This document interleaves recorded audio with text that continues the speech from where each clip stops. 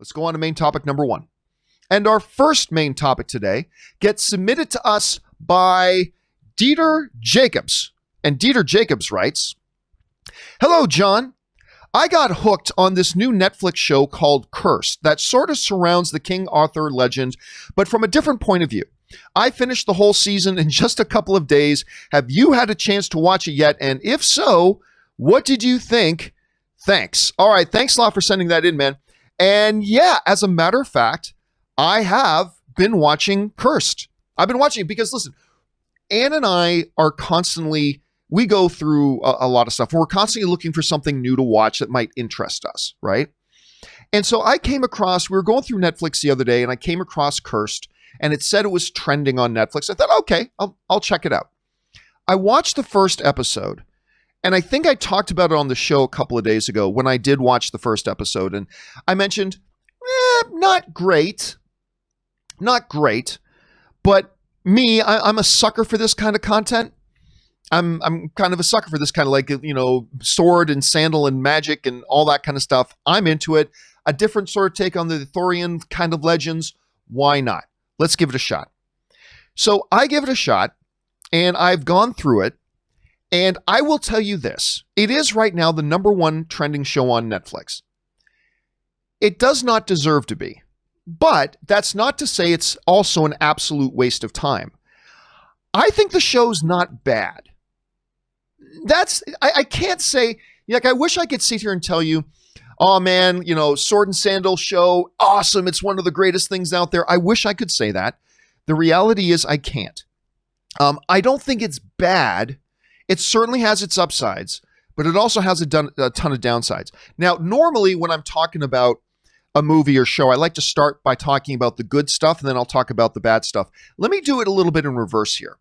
Let me talk about the things I don't like about this show first, okay?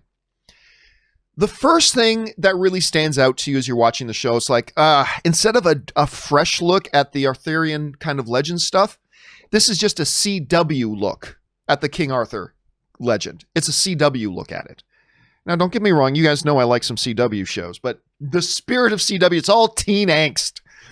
It's all these teeny boppers running around. We're changing the world. And it feels like a CW version of the King Arthur take on things. And that doesn't destroy the show. It doesn't. It absolutely doesn't. And it even has some benefits. It really does. But for the most part, that part usually just rubbed me the wrong way as I was watching it. The second thing I didn't like about this show, and maybe this is one of the biggest problems, although it isn't there all along the way, but this is one of the big things to me.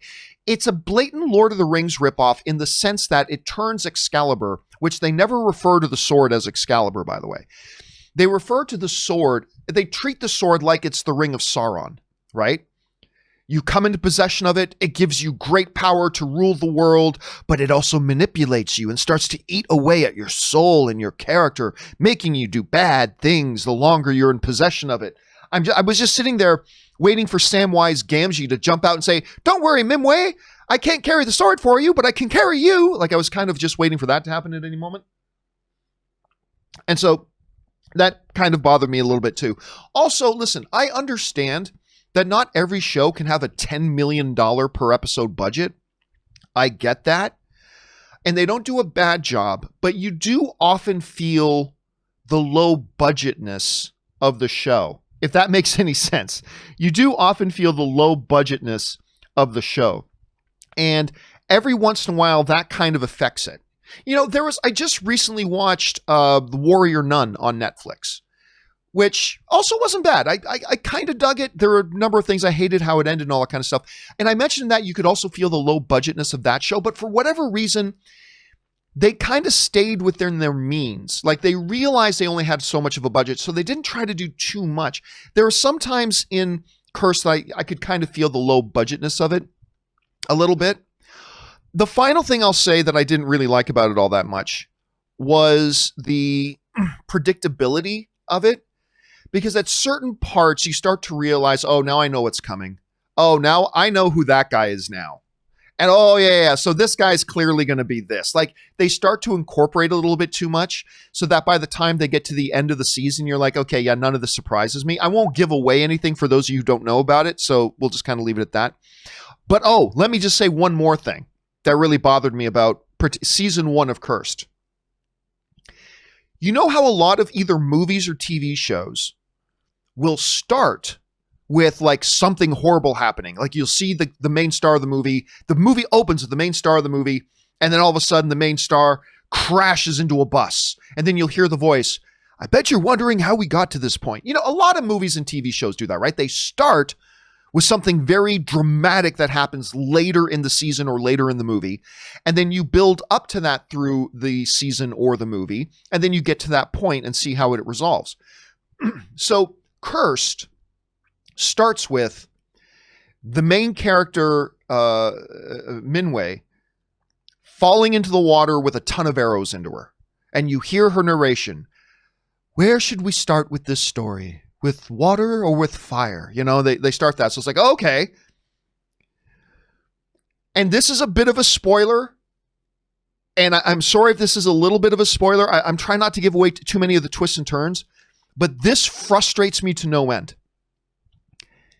You'd think that by the end of season 1, you get caught up to that first moment that they showed you in the show, right? You figure by the end of the season, you get caught up to that moment, and then you see how that moment resolves.